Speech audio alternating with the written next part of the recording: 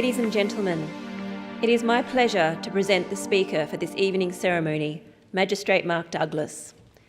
In 1979, Mark failed his higher school certificate, dismally in fact, receiving a mark of 152 out of 500.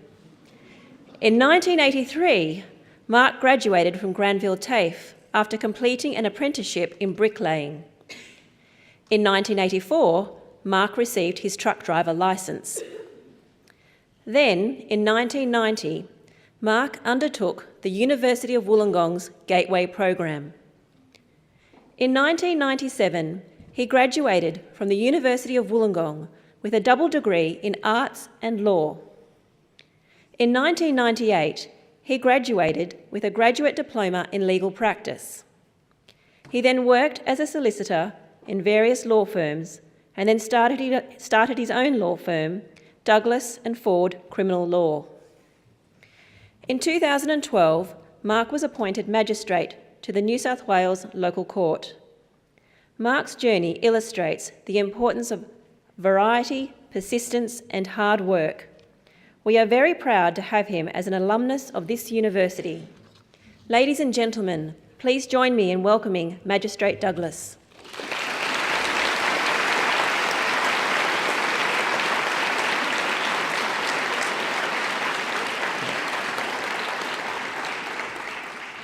Chancellor. Good evening to all. Congratulations to the graduates. Well done. It's true that my own educational journey was perhaps different, but in my view, all graduates' journeys are unique.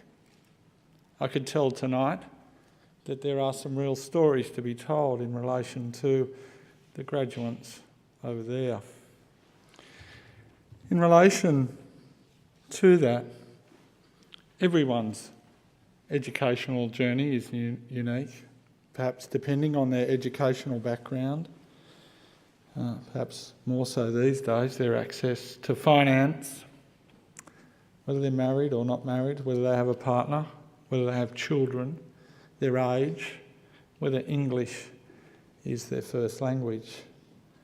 So to all of you, well done. I know each one of you has a story, and each one of your stories would be unique. And I mean that when I say well done. I'm not here to talk about my educational journey. The reason for that is once you start employment, the harsh realities set in. In relation to that, I'm lucky. I have a satisfying, fulfilling job.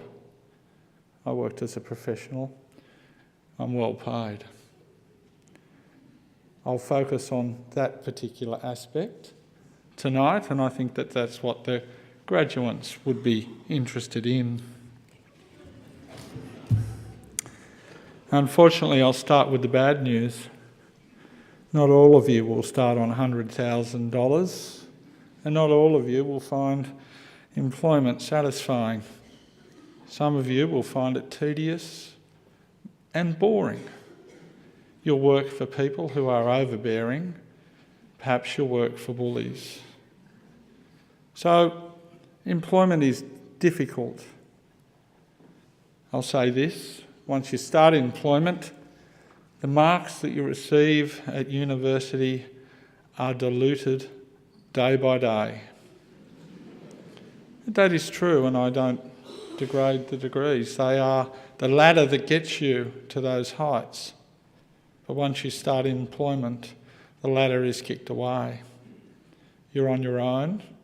And generally what people will assess is whether you can do the job you're there to do. In relation to graduates who find themselves in that unfortunate position, working for an overbearing boss, not finding satisfaction with what they do, or just perhaps being unsatisfied with your pay rate.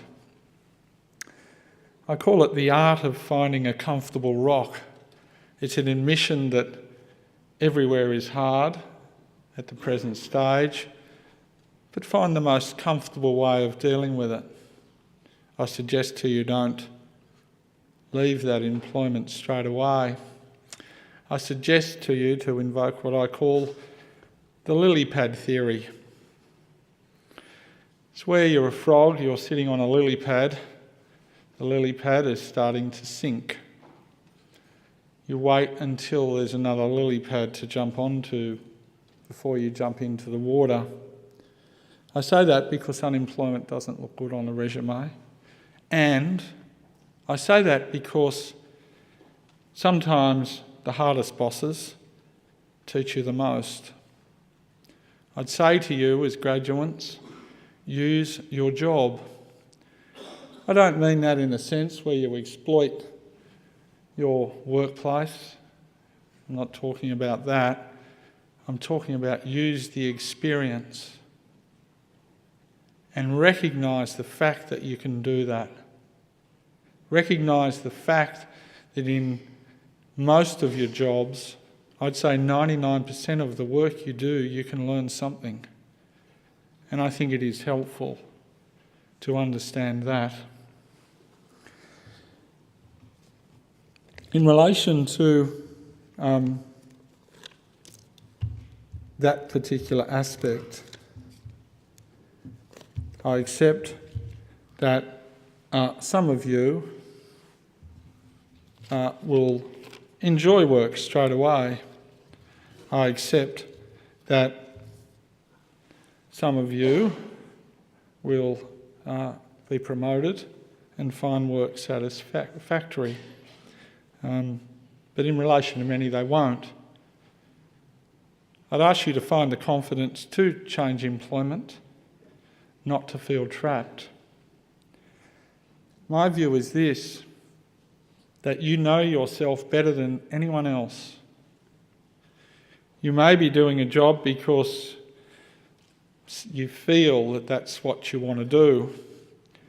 I'm sure if you went up to the law faculty here, looked in the archives, you'll find my name next to some awards up there.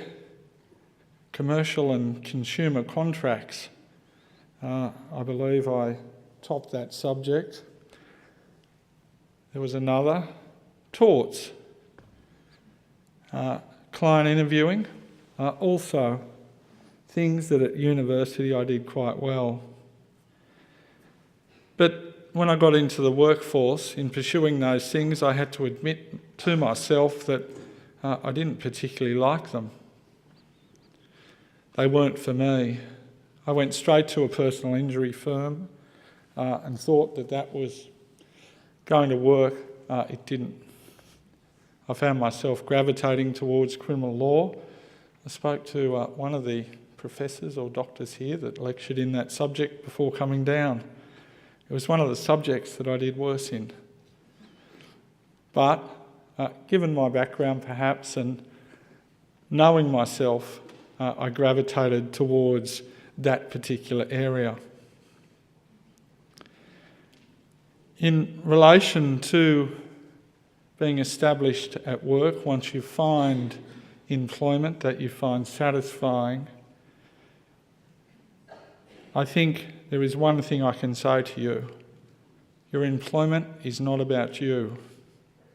It is something that I realised a few years into my employment. It's something that helps me every day when I'm in court. It's not about me. The less I intervene, the less my emotions become part of it, the better it is. I suggest that that has practical application to all the graduates.